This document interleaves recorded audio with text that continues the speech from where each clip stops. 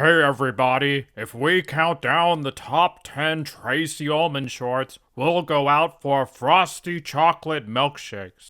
Okay, I can't do this anymore.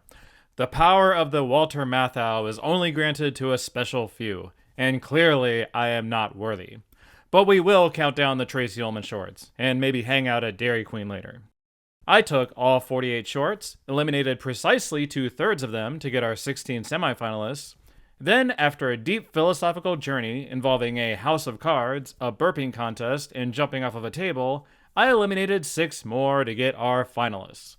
Here are the top 10 Tracey Ullman Simpsons shorts.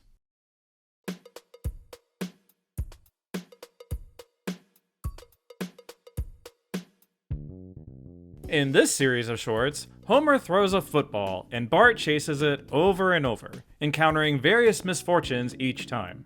It is extremely stupid. It looks kinda bad. Like, look at these jowls on Homer and Lisa. It's like they're trying to chew on something every time they speak.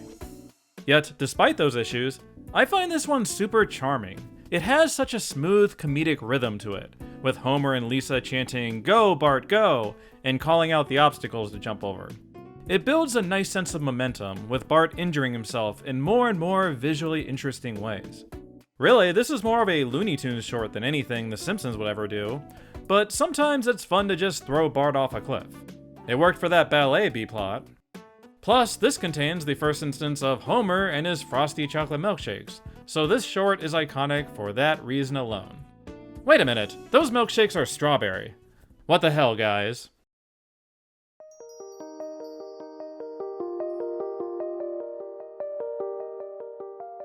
Is Good Night actually a top 10 short, or is this just a nostalgia pick? For both Tracey Ullman viewers and Simpsons viewers, this is likely the first thing you ever saw from these guys, so it's bound to leave an impression on you.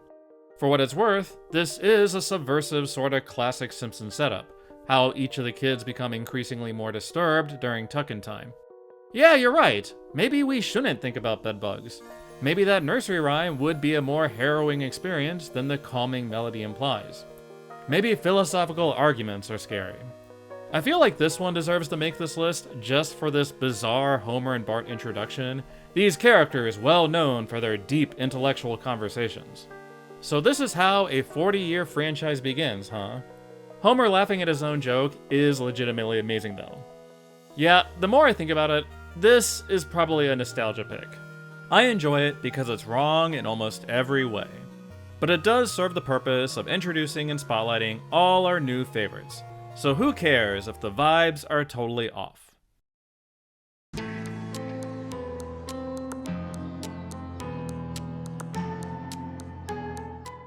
Family Therapy is a segment in which Lisa violently kicks this guy in the leg and then cuts off his tie.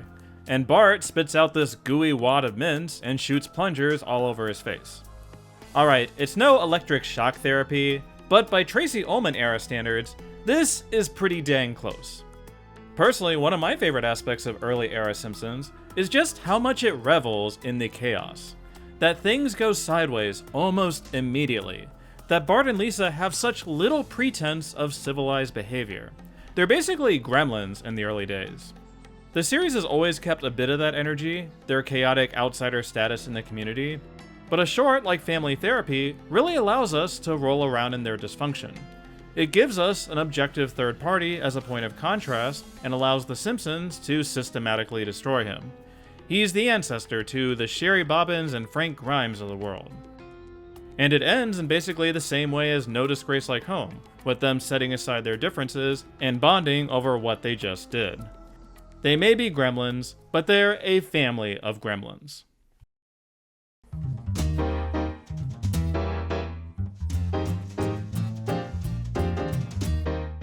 Oh look, it's the introduction of Itchy and Scratchy.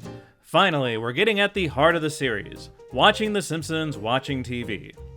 Although this was clearly part of that Season 1 Bizarro universe where Homer was high-strung about everything.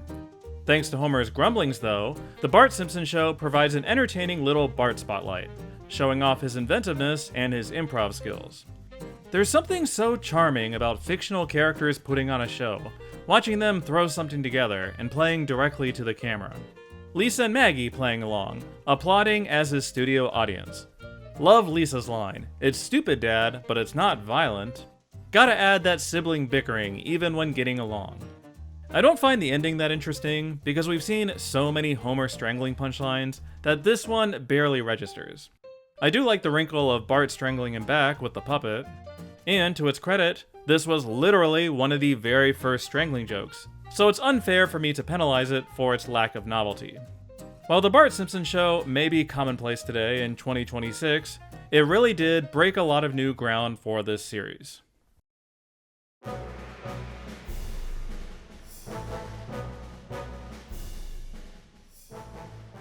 I can't tell if the World War III short is top tier, or if it's just tricking my brain into thinking I'm watching the legalized gambling episode.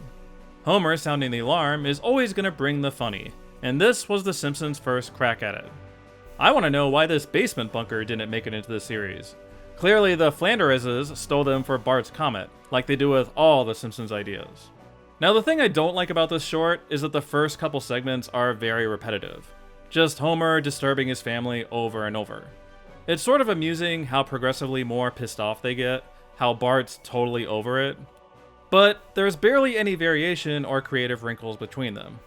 That is, until the ending when the family turns the tables on him. This is really why this one is making the list. Marge is such a passive non-entity in this early era, so I love seeing her team up with the kids to get back at him.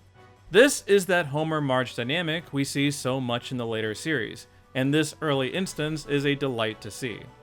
Personally, I think that all Simpsons episodes should end with Homer getting locked in a basement.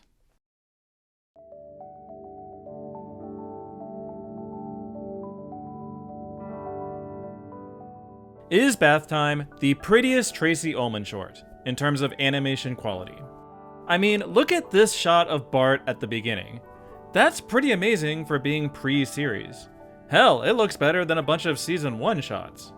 I was shocked seeing this in the 138th episode spectacular, how much better this looked than the others they showed us. Like, look at this Homer drawing, or Bart fighting with the octopus. So many fantastic poses here.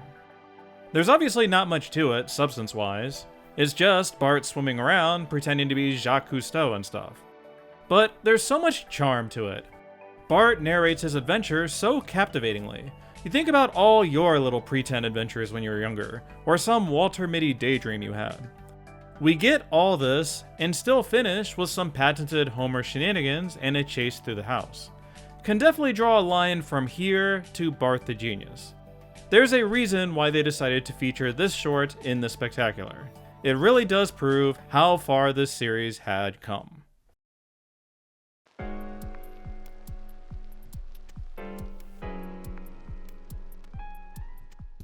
I guess we're in the Bart Swims part of this countdown. Much like the previous example, the aquarium is such an excellent Bart spotlight. It allows him to get away from Homer and just have some fun in that tank. I love Lisa's role in this, how she wants Bart to show off some tricks and happily applauds each one.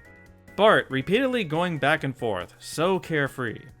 Then Homer pointing angrily, eventually turning his back, whining, "Don't encourage him, Lisa." With this segment, you can see why Bartmania was gonna take over America.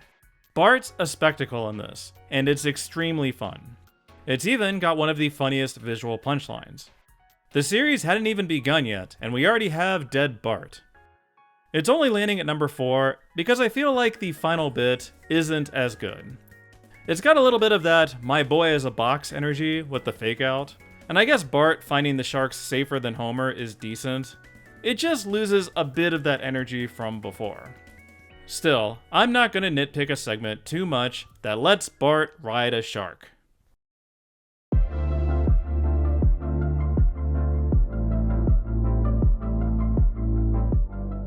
Do you like Simpson family bickering? Do you like funny faces?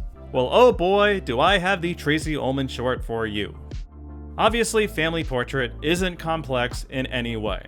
The family stands around impatiently, Homer sets the timer, and it gets messed up in various ways. It's quite literally a hangout segment. Still, these moments of downtime can be a playground for showing off little character quirks. Bart's sneaky little faces, Lisa's snarky, make room for Jumbo, Marge nodding off during the final photo and for my thumbnail. Shooting a family photo is always kind of a cluster, and this short really captures that. How is getting 5 people to stand still the most difficult thing ever? And most importantly, it's storyboarded dynamically enough to ever avoid being visually boring. Remember all those photo cuts from Homer's Night Out? That technique debuted right here. If it's good enough for season 1, it's good enough for this countdown.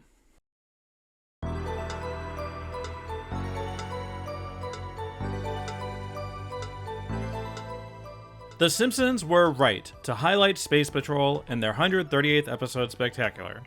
This thing rules. It perfectly captures the chaotic energy of playing pretend with your siblings. I enjoy how collaborative they are at the beginning, with Lisa introducing herself and Bart pitching in, "Magina, your spunky sidekick." And then the collaboration ends, as most playtimes with siblings go. Okay, so it does turn into one of those kick around Bart for 2 minutes shorts. But this is easily the best one, with Bart stumbling around awkwardly in that vase. How he tumbles down the stairs, how Lisa breaks it with a hammer. So much great physical comedy. But honestly, this is some of their funniest dialogue too. Lisa has this matter-of-fact way of narrating, setting up each ridiculous scene with clever wordplay. Magina has rendered Bartron's anti-gravity belt non-functional. Hail Magina! And then describing him as a horrible mutant boy at the end. Lisa's such a wordsmith. Space Patrol calls back to such a simpler time, where you could get a lot of mileage out of the kids just playing pretend together. I can imagine them doing this kind of thing today. The kids grow up so quick, don't they?